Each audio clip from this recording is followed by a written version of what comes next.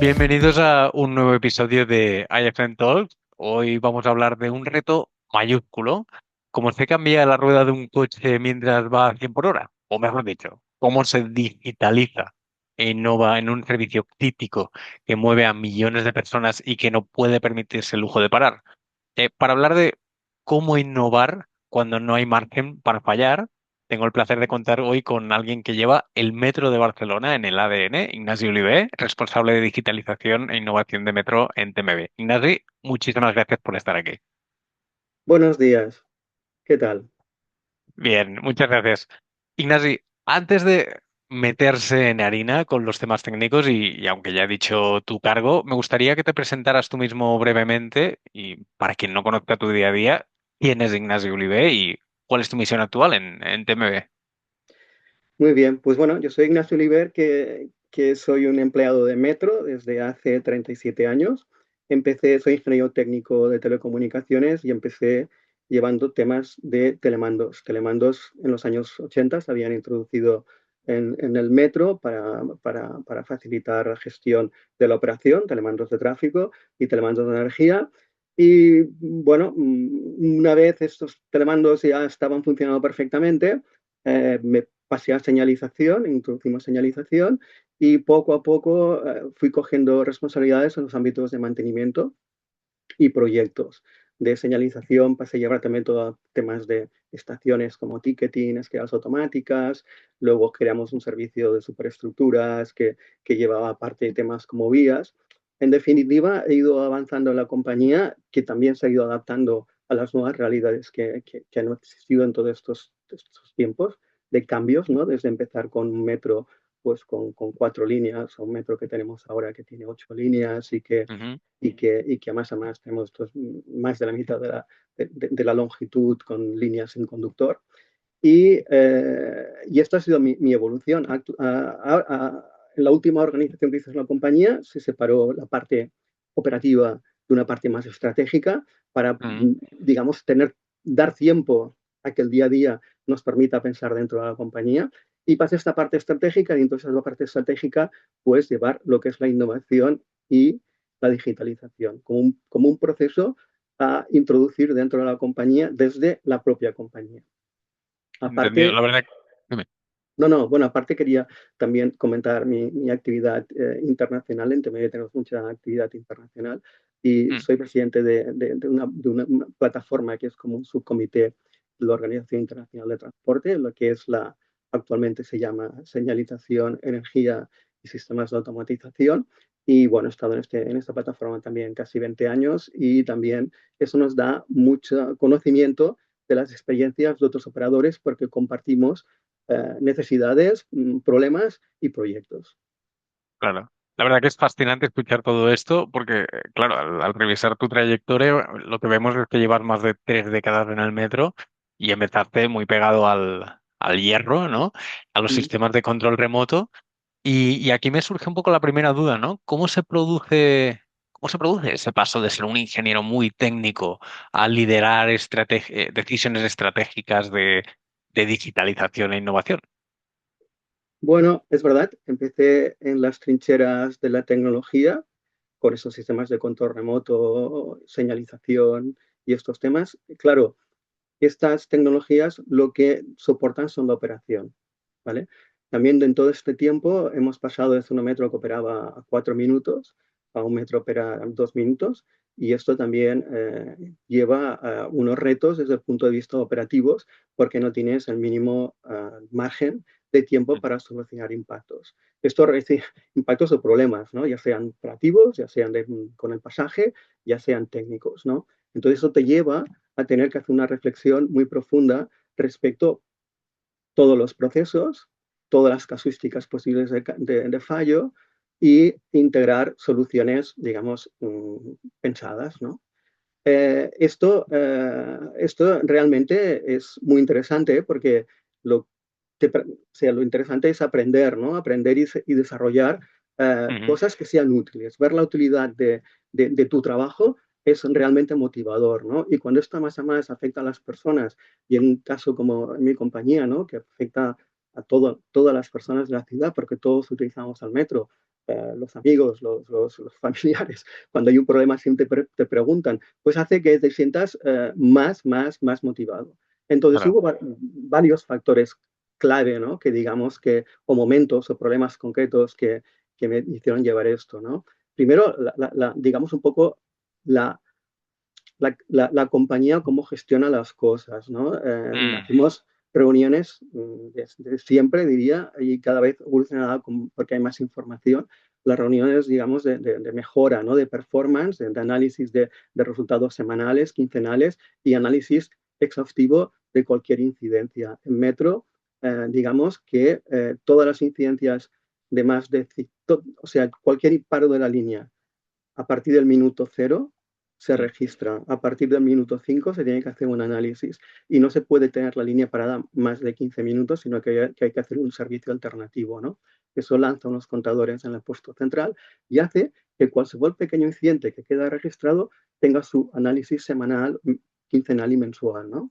Entonces, claro, cuando te sientes codo a codo con los compañeros de operación y compañeros de otros mantenimientos, porque el ferrocarril como muchas otras industrias o como incluso el cuerpo humano, no son sistemas aislados, ¿no? No hay una señalización, no hay una vía, no hay una energía, no hay unas comunicaciones, no hay un sistema de estaciones, sino que todos tienen interfaces con todos y un fallo en la vía te afecta a la señalización o te afecta en el tren y un fallo en el tren te puede afectar a la vía.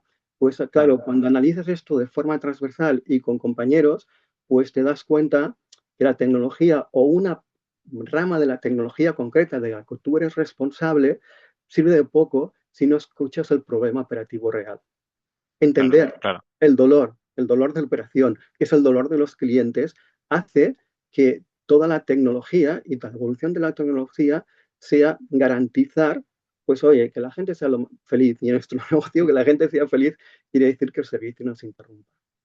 ¿Vale? Exacto. ¿Y hubo algún, Después, bueno, has sí, mencionado sí, varios, ¿no? Pero sí. ¿hubo algún momento, problema concreto que te hiciera levantar la cabeza y empezar a ver el sistema como un todo, ¿no? Y no solo como partes técnicas? Bueno, aparte de este tema,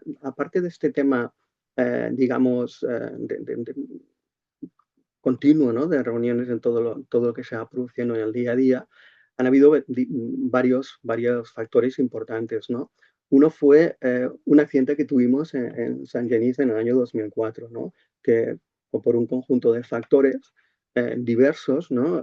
Y relacionados, que no fueron estrictamente fallos técnicos, sino fue una mezcla de diversos factores, como pasa siempre, pero entre ellos ergonomía de las herramientas, fallos humanos y tal, ocasionó un accidente que en el metro son pocos frecuentes, en el cual un tren se fue hacia una cochera cuando tenía que ir a la línea general y colisionó con un tren que estaba aparcado allá y eso provocó básicamente un herido importante que fue el conductor, ¿no? Mm, Ese análisis de causas y revisión de los sistemas que de alguna manera se dan por consolidados porque no han producido ningún problema, pero que siempre, digamos, que todo el riesgo se mueve en el campo de la probabilístico, ¿no? Y al final la concatenación de muchas probabilidades, aunque sean muy remotas, con el paso del tiempo, pues cada vez hay más probabilidades que se produzcan, ¿no? mm, Te hace pensar en que todo tiene que ser reanalizado. Cualquier circunstancia puede tener su importancia, aunque no haya producido ningún fallo o que no haya producido nada, pero es una posibilidad. Y como el riesgo se mueve en el campo de posibilidades, ser consciente de que tienes que estudiar todas las posibilidades y considerarlas y darles la importancia que tienen es un tema muy importante, ¿no? Y eso te hace ver que era global, ¿no? No es un fallo de una cosa, es un fallo o un error de diversas causas, con lo cual tienes que tener siempre la visión puesta en el todo, que eso es difícil, ¿no? Después mm, también fue muy interesante, un proyecto muy interesante que fue construir líneas automáticas. Nosotros no teníamos vías sin conductor. El hecho de desplegar la decisión política de montar la línea 9 y la línea 10 y también convertir la línea 11 en automática, te hace analizar el sistema como un todo. Yo tuve la mm, suerte de participar en el proyecto, participar en el diseño y el mantenimiento de la nueva línea y realmente la tecnología es un pilar. pero no es todo. Cómo organizas la operación, cómo organizas el mantenimiento, cómo organizas la resolución de posibles incidentes que se pueden producir, que a lo largo del tiempo se acabarán produciendo, porque ya digo que es un tema estadístico, ¿no? Cómo se tiene que hacer para rescatar un tren en muy pocos minutos, cómo se tienen que hacer las comunicaciones en el caso de que fallen las comunicaciones. Todo este tipo de análisis pues te lleva a mirar las cosas de otra manera, no centrarte en la rutina, sino centrarte en las posibilidades, ¿no? Y entonces, claro, esta visión de 360 grados y también el rol del usuario, porque también tienes que introducir el usuario, las personas en general, el usuario, los empleados, cómo reaccionamos delante de los problemas, cómo también influyen en los problemas, ¿no? Cómo reaccionan los empleados, eh, su reciclaje, ¿no? Para situaciones que son muy poco probables, ¿no? Cómo se prevé que puede reaccionar la gente delante de un incidente, ver cómo ha reaccionado en incidentes similares para tenerlo previsto y facilitar la resolución de cualquier casuística, que puede ser casuísticas muy sencillas, ¿no? El fallo en una escala automática, pero el fallo en una escala automática en un punto en el cual se te acumula gente, te puede hacer que la salida de las personas del siguiente tren que llega al cabo de menos de 2 minutos, pues sea muy complicada, ¿no? Y que al final se te acumule gente en el DEN con un riesgo de caída a la vía, ¿no? Por ejemplo. Entonces, todas estas cosas que se dan en el día a día tienen que estar estudiadas, planificadas, comprendidas y viéndolas como un todo, ¿no? Las Claro. cosas no funcionan, o preguntarte para qué, sino funcionan para quién, ¿no? Y cuando ves que las cosas funcionan para quién y que son para personas, o sea, en TMB decimos que somos personas que movemos personas, es cuando empiezas a transformar, ¿no? Tu visión técnica a una visión más holística. Claro. No, claro, a ver, es ese cambio de mentalidad, ¿no? De ver el componente, a ver el conjunto. Al final es que has estado gestionando prácticamente pues, todos los grandes sistemas, señalización, energía, material rodante, mantenimiento. Y va un poco por aquí, ¿no? Lo que decías, lo que te quiero preguntar, ¿en qué momento, ¿no? Te das Mm, cuenta de que ya no estás gestionando solo activos industriales en un servicio que es crítico para la ciudad? Hablabas de familias ahora mm. mismo, pero yo creo que va un poco por aquí, ¿no? Sí, exactamente. Al final, yo no estoy seguro que sea un clic en un momento dado, sino que es una progresión, ¿no? Digamos, vas sintiendo el peso de la responsabilidad diaria cuando vas viendo que, bueno, pues, el trabajo de tus equipos tienen consecuencias exitosas o consecuencias no tan exitosas que pueden producir inconvenientes a personas, ¿no? A personas. Hay otro tema muy importante. El metro, todo el mundo va con el tiempo justo, todo el mundo, todo el mundo, yo mismo, no tengo margen para llegar al trabajo cuando que voy en metro, ¿no? Porque la fiabilidad la damos por hecha. Gracias a Dios la tenemos de muchos años, de mucho trabajo, de mucha inversión, vamos, porque estamos moviendo millones de personas, ¿no? Claro, eso también te hace que cuando vas 10 minutos tarde porque has tenido un inconveniente, que puede ser, y la mayoría de inconvenientes actualmente, más del 50% de los tiempos de paro son derivados de lo que llamamos causas externas. Una persona que se marea al metro y hay que sacarla porque se ha desmayado, y eso lleva un Mm, tiempo, y en 2 minutos tenemos el siguiente tren, ¿no? Ese tipo de cosas te das cuenta que tú ya das por hecho que no vas a tener ningún problema, porque tú y el cliente ya espera, ¿no? Que no te retrases ni un minuto, ¿no? Entonces, al final, cuando vas analizando el día a día, mm. vas viendo pues las aglomeraciones que se han creado, aunque sea un incidente que simplemente se han creado aglomeraciones, ¿no? Y la gente ha estado muy incómoda, ¿no? Pues ya ves que te va cayendo como un peso de responsabilidad diario, ¿no? Y dejas de ver las cosas como piezas independientes, sino como un todo, y es aquí donde vas haciendo este clic que comentabas, ¿no? A mí también me influyó mucho el tema del accidente que habíamos comentado, ¿no? Porque estuve también con el, con el perito del juzgado cuando se analizó porque hubo un herido, ¿no? En todas las causas y todo esto, tal, y te das cuenta de que tu día a día es muy importante. El día a día de las personas de nuestros equipos que han hecho las revisiones de todo lo que ha intervenido, aunque no haya sido causa del problema, ¿no? O sea, realmente te das cuenta y es un punto muy importante, digamos, transmitir eh, esta sensación, ¿no? De que el trabajo de todos es muy importante. O mm, sea, aquí no va de que Ignacio Liber es un responsable o ha sido un directivo o ha sido un líder que está iluminado. No, no. Eso trata de que hay unos equipos que han entendido cuál es su papel, que mm, entienden, comprenden perfectamente su trabajo y cuál es la motivación o el fin último de su trabajo y mm, están alineados. Están alineados y funcionan como un todo, ¿no? Igual que decíamos antes, ¿no? Entonces, esto, el ver el día a día y, digamos, transmitir las consecuencias de nuestro trabajo, los éxitos y los no éxitos a la gente desde un punto de vista de información, no de represalias o de decir, se han hecho las cosas mal, sino de decir, ostras, nosotros estamos contribuyendo a la sociedad y nuestro trabajo es importante de todas las piezas de la compañía, es importante para que esta contribución que hacemos sea como esperamos nosotros o como nos gustaría a nosotros mm. que fuera, ¿no? Y esto yo creo que esto se ve viendo los resultados de tu trabajo. Tenemos la suerte, creo yo, de que nos permite nuestro trabajo ver los resultados.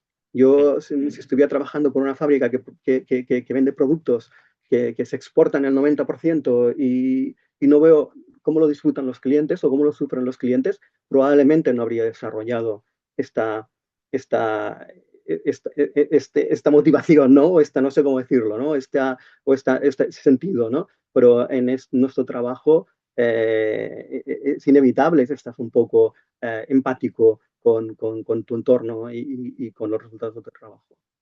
Exacto. ¿Crees que, claro, va un poco en la línea, ¿no? Lo que te quiero preguntar, pero ¿crees que cambia la forma de tomar decisiones cuando tanto tú como los equipos interiorizan este impacto real, ¿no? que tenéis en la vida de la gente?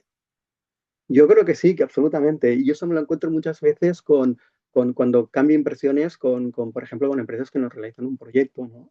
O subcontratistas que Mm, tienen muy claro el impacto técnico de sus equipos y de sus instalaciones, pero no ven esto que nosotros vemos, ¿no? Cuando entiendes el impacto, digamos, social en este caso, la toma de decisiones se transforma, ¿no? Priorizas el impacto al cliente.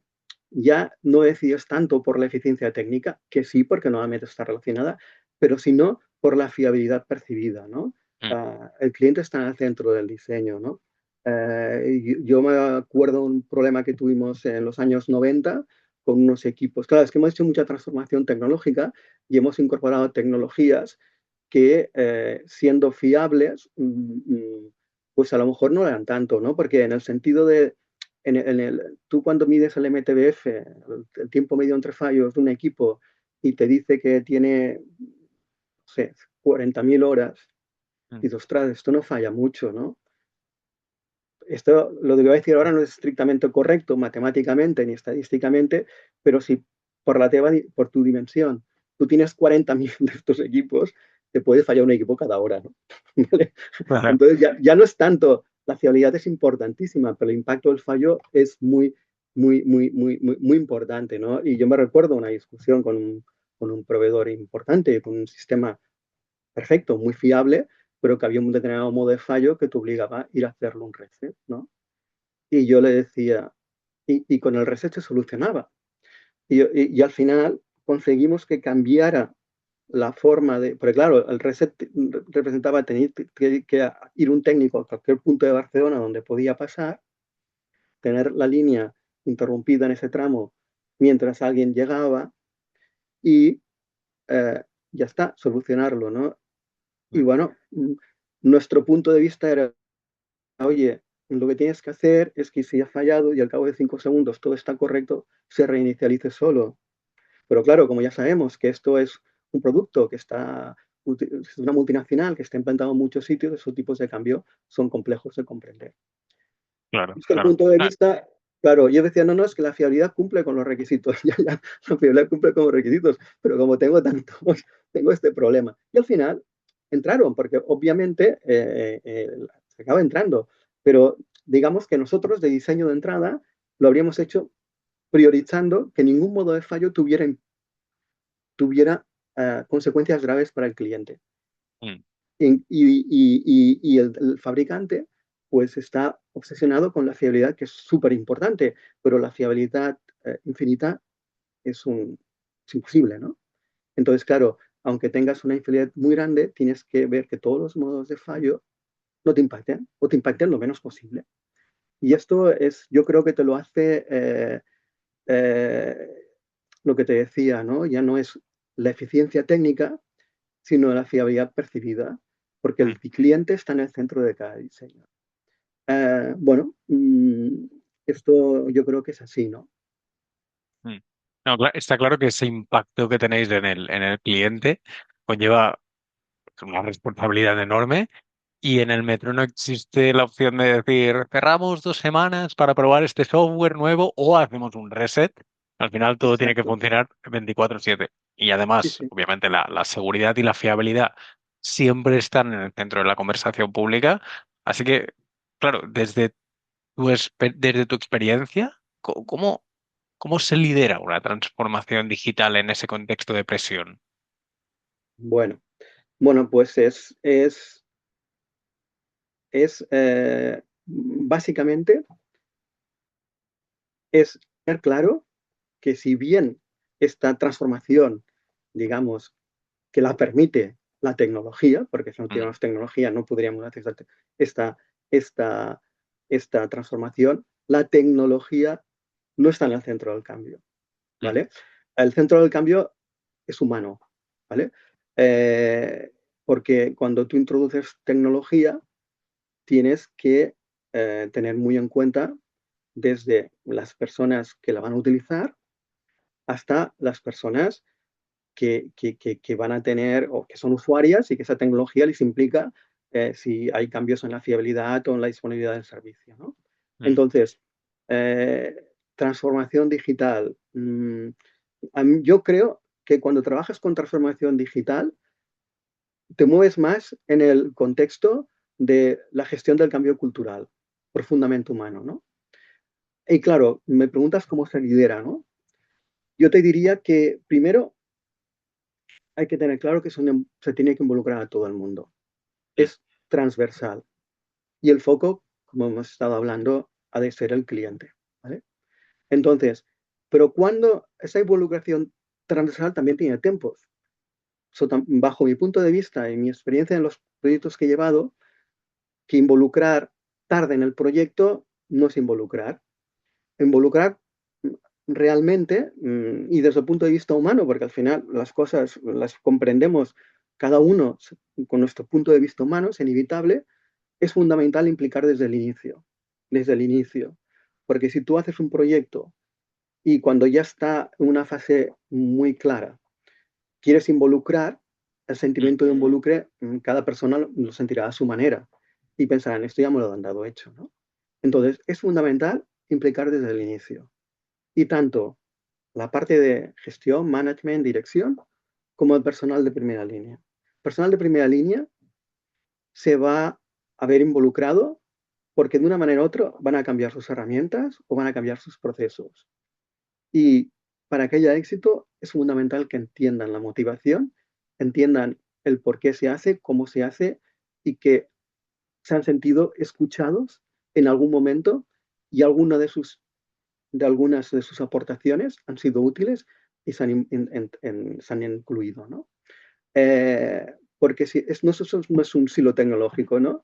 Eh, Acabará, digamos, en nuestro caso, muchas de estas innovaciones acabarán afectando a todos los ámbitos de la organización, la operación, el mantenimiento, a proyectos o ámbitos tecnológicos que tienen que incorporar, digamos, o soportar con tecnología partes del proyecto, ¿no?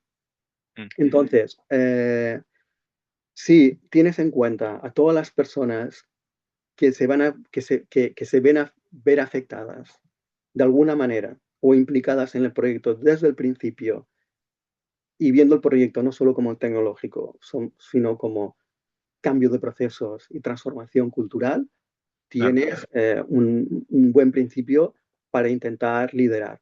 En estos proyectos siempre vas a encontrar personas pues motivadas y yo las llamo entusiastas, que te tienes que Mm, guiar de ellos o sea, te tienes que apoyar mucho en ellos. Y vas a encontrar personas que van a poner pegas, porque los cambios, bueno, a veces no gustan, ¿no? Entonces, todo esto, involucrar también significa acompañar humano, acompañamiento humano, ¿no? Y acompañar, nos guste o no, se refiere a dedicar tiempo.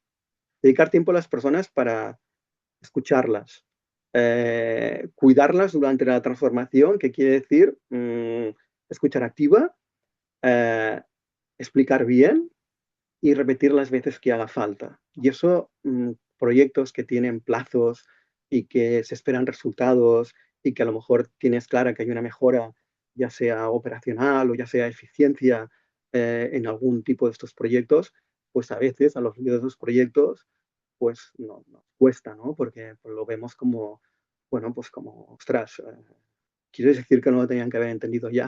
¿No? Pero somos personas y nosotros somos personas y nuestros compañeros son personas y nuestros clientes son personas, ¿no?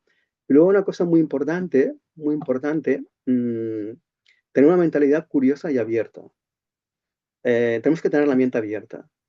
Si damos mucho las cosas por hechas, cualquier proyecto, por mucho que le hayamos estudiado, a veces aferrarnos a una opinión concreta puede limitar la resolución de problemas.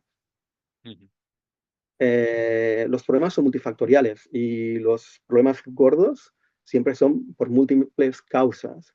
Entonces, las prisas van en contra de la mentalidad curiosa y abierta, porque vamos a tiro hecho.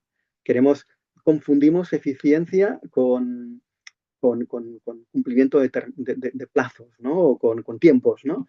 La eficiencia es una resolución completa. Y eso hace que tengamos que ver todas las opiniones y todos los posibles puntos de mejora, ¿no? Bueno, esto es un poco una de las claves, bajo mi punto de vista y experiencia personal, del liderazgo en la transformación digital. mm. Bueno, bueno, y no sé si me preguntabas también principios para poner sin riesgo la operación, ¿no? Porque teníamos No, como... no, o sea, sí que es verdad que has estado diciendo varios puntos que el principio es clave para innovar, que era la tecnología, que no está en el centro del cambio, hay que tenerlo en cuenta. El cambio es transversal, que hay que involucrar a todas las partes y tener una mentalidad curiosa. Yo creo que al final estos son principios muy claves para innovar sin poner en riesgo pues ni la operación ni la seguridad. Ahora bien, claro, para aplicar eso habéis impulsado muchísimas cosas estos años, ¿no? Sí, Automatización, modelos RAMs, gestión de obsolescencia, sensórica, predictivo. Cuando, cuando introduces toda esta tecnología en un entorno tan, digamos, operativo y tradicional, ¿qué suele mejorar antes en la realidad? Que es la seguridad, la disponibilidad, los costes, la cultura de los equipos. No sé si recuerdas algún caso concreto en el que quizá el mayor impacto no fuera técnico, sino humano. bueno, sí, es una buena pregunta.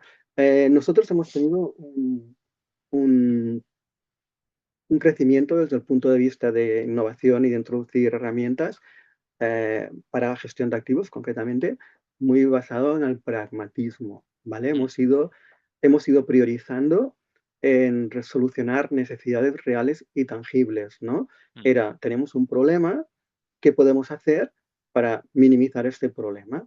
Y eso nos introducía una sensórica para tener información, para ver qué es lo que estaba fallando y corregirlo, o mm, introducir que nos permitiera un nuevo proceso, lo que fuera, ¿no? Yo creo que todo va relacionado. Es decir, pongo un caso concreto. Uno de los principios de nuestros inicios en digitalización con el concepto actual, que es tener información para mejorar la toma de decisiones, ¿no? Teníamos mm, unos fallos en el año 2006 en unos accionamientos, los accionamientos son los equipos que mueven los cambios de agujas que permiten cambiar la ruta, el itinerario que hace el tren, ¿no? Obviamente en el metro, en cada final, el tren tiene que dar la vuelta y vuelve al punto inicial. Quiere decir que este equipo se está moviendo pues cada 2 minutos porque hay un tren que llega y que se va, que vuelve, ¿no? Por decirlo de una manera. Ujú. Entonces, en esa época, que se había hecho una renovación de diversas cosas, empezamos a tener fallos, pero fallos puntuales. ¿Qué quiere decir un fallo puntual? Fallo que falla una operación de movimiento, quiere decir que no se completa o no se recibe la comprobación que se ha completado. Eso, para la circulación, no puedes utilizar esa ruta, te hace un servicio parcial, se vaya, se revisa, todo está bien, se vuelve a probar y funciona. Se va por la noche, se hacen 1000 operaciones y no falla, no se consigue reproducir el fallo. Pasan 3 o 4 días y se vuelve a producir el problema. Y eso no nos pasaba en un punto, nos pasaba en diversos puntos. Claro, ¿qué ves? Primero, dificultades. Tú por la noche, en la franja de trabajo que tienes, no estás en condiciones reales. Estás circulando trenes, cuando haces un movimiento lo mueves por una pasada un tren por encima. Bueno, no son condiciones reales.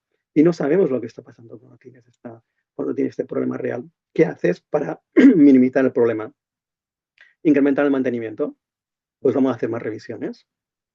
¿Por qué? Porque piensas que en alguna de estas revisiones encontrarás el fallo, ¿no? Y en lugar cosas que se hacían pues cada 3 semanas, se acaban haciendo cada semana o cada día en algunos puntos, ¿no? Eso es un incremento de costes, clarísimo, pero multiplicado por 3, por 4, por 5, ¿no? Eh, claro, cuando se soluciona el problema porque has aplicado digitalización, lo que haces es, vas reduciendo las revisiones, ves que cuáles son las causas del fallo en algunos casos, otras causas en otros casos, te creas patrones de fallo y a más determinas cuáles son los precursores de este fallo, o sea, qué parámetros, o si el tiempo de maniobra se está alargando, si la corriente se incrementa con este patrón, que te hacen que lo puedas detectar con una anticipación, que puede ser de horas o puede ser de días, en función del caso. Claro, si de horas, ya envías una persona allá por si falla, resolverlo al segundo. Y si no, y si es de días, pues ya sabes que tienes que adelantar una revisión. Pero a más, como vas obteniendo las causas de fallo, buscas la corrección para que ese fallo pues, se produzca lo menos posible. En nuestro caso, en ese momento, lo que se había pasado es que se había hecho la renovación de la señalización y de los accionamientos en 2 líneas, en 3 líneas, la 1, la 3 y la 5.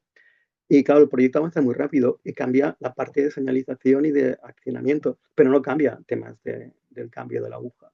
Entonces, el ajuste que se hacía en la puesta en marcha, pues digamos que con el paso de los días, los movimientos y tal, pues requería un retoque y requería abordarlo con información de exactamente cómo estaba y cómo se tenía que acabar de ajustar, ¿no? Entonces, claro, es verdad. En este caso, primero conseguimos una mejora de disponibilidad impresionante. El tiempo de fallo de paro del metro por esta causa se redució al poco tiempo de introducirlo en 7 veces y media, pero también fuimos reduciendo las revisiones que hacíamos de más e incluso luego reducimos las revisiones que hacíamos ya antes de tener el fallo porque ya veíamos que éramos capaces de hacer CBM, mantenimiento basado en condición, de forma que ya no llegamos a un fallo y vamos limitando y particularizando a cada uno de los activos las que realmente necesitamos. Esto es uno de los ejemplos, ¿no? Claro, este pragmatismo nos permite hacer una implementación relativamente ágil, en el sentido de que eres ágil con lo que tiene muchos problemas y vas generando conocimiento que te sirve para otras cosas, ¿no? Tú lo que aprendes de representación de datos, de patrones, de fallos, de sistemas de gestión que te permiten gestionar nuevas entradas, ¿no? Porque en la compañía pues habían, digamos, fallos que reportaban los empleados, fallos que reportaban alarmas de sistemas, pero no habían fallos que reportaban sistemas de predicción de fallos, o sea, cómo se gestionaba este proceso, era diferente, estaba basado en una estadística, estaba basado en un patronaje, pero requería alguna acción nueva, ¿no? Algunos de ellos, acción inmediata operativa, acción inmediata técnica y otros, pues análisis y supervisión por parte de un equipo que estuviera viendo si esos indicios, sobre todo al principio, eran reales o no, ¿no? Entonces, claro, cuando esto lo haces para un activo, luego es fácil replicarlo para otro, porque ya has aprendido cómo se gestiona el proceso, ¿no? Bueno, después hay una cosa que es muy importante y que no todo el mundo está de acuerdo y todo el mundo quiere hacer innovación, porque, entre otras cosas, está de moda, ¿no? Y yo creo que siempre se ha hecho innovación, pero ahora tenemos unas herramientas, tenemos unas comunicaciones, tenemos unos equipos, una unidad de análisis de datos, que esto se multiplica exponencialmente, pero claro, innovación siempre implica romper con lo establecido, ¿vale? Eh, implica romper algunas normas, normas de tiempos entre mantenimientos, por ejemplo, y normas que están muy arraigadas. Claro, para hacerlo con seguridad es vital tener muy claro y definir con precisión el objeto del cambio que haces. ¿Qué resultados esperas y por qué haces esto? Que todo el mundo lo comprenda, ¿no? Después, delimitar los riesgos que son admisibles o no. Porque claro, hay un momento en el que nace innovación, que introduces algo nuevo y Mm. tienes que hacer una supervisión de eso que estás haciendo, pues está bajo control, ¿no? Entonces, con lo que esto que requiere tener pruebas de concepto, pruebas de implantación, tenerlos en entornos muy controlados y sobre todo muy supervisados. O sea, no puedes hacer una innovación y no tener un equipo que siga cómo va viendo esta innovación. Eso es un poco inconsciente porque estás cambiando una forma de hacer, muy poco inconsciente en nuestro entorno, en el que tú decías, ¿no? Que tenemos muy poco tiempo para hacer cosas para trabajar por la noche, tenemos muy poco tiempo entre trenes para hacer análisis de cualquier nueva variable, para resolver cualquier incidente, ¿no? Entonces tienes que delimitar, definir muy claro el objeto, delimitar los riesgos y hacer un seguimiento muy exhaustivo, ¿no? Después, cuando esto ya, digamos que funciona, que tú puedes demostrar que ese nuevo proceso basado en información es mejor del que tienes y que da tantos resultados operativos como técnicos, de eficiencia, de los parámetros que siempre están todos de una manera más o menos incluidos, tienes que escuchar y dar tiempo para la compresión a todas las partes involucradas. Cuando tú Ujú. cambias un proceso, tienes que dar formación, tienes que escuchar y ver qué dudas tiene la gente y no las puedes ignorar. Y luego tienes que seguir, que se haga correctamente, que lo han entendido, que no tienen desvíos porque tienen tendencia a hacer lo que hacían, ¿no? Bueno, esto es un, es una cosa a tener en cuenta. Todos nos apuntamos a la innovación, pero tenemos que ser capaces de introducir el control sobre la innovación, porque la innovación siempre es romper alguna regla, si no, alguna regla o alguna cosa establecida para mejorar. Si no, no es Sí. innovación, es jugar, hacer cosas nuevas, ¿no? Y luego también, en un ámbito como el nuestro, hay que tener muy clara la arquitectura de sistemas, que hay sistemas que son críticos y están diseñados con integridad, tienen que tener todos los aspectos de segmentación de sistemas, por supuesto ciberseguridad. Hay otros sistemas que son para sensorización y captura de datos y aportar información que pueden tener unos requisitos no tan exigentes porque si no los hacen increíblemente costosos o inexistentes en el mercado, Ujú. pero su uso es para su uso, no es para cuestionar el uso de lo que está hecho para garantizar la seguridad o enviar órdenes, ¿no? Entonces, tienes que tener, digamos, muy segmentada las funciones de cada cosa y muy claras y que la gente no las confunda, ¿no? Que no piense que porque un sistema de sensorización le está dando una información digamos que puede ser no congruente con lo que le está dando un sistema de seguridad, tiene que poner en duda el sistema de seguridad. Lo que tiene que hacer es pues reportarlo, analizarlo y ver qué es lo que está pasando, ¿no? Y eso también involucra cuando haces el diseño, pues adecuar los requisitos del diseño a cada una de las implementaciones. Bien es cierto que hay implementaciones que hemos empezado haciendo como de soporte y eh, se han ido estableciendo tanto como proceso que si bien, digamos, no es crítico para la seguridad, sí que es crítico para la calidad, ¿no? Entonces, cuando se da este caso, lo que tienes que hacer es revisar los requisitos. ¿Es suficientemente redundante? ¿Es suficientemente fiable donde se ha soportado desde el punto de vista de arquitectura, desde el punto de vista de redundancias, todo ese tipo de cosas, ¿no? Pero tienes que tener muy claro la motivación y la función de cada una de las partes, ¿no? Mm. Y antes hablabas de juegos. Ignasi, vamos a cambiar un poco el ritmo un segundo. Sí, La idea es ponerte un poco a prueba con un juego muy, muy ¿vale? rápido. Y lo que te voy a decir son conceptos o palabras típicas de nuestro sector. Y lo único que me tienes que decir es si te resuena con un sí o un no. Y si quieres, me regalas una mini anécdota o una frase, una mini frase de tu experiencia sobre ella. ¿De acuerdo? ¿Vale?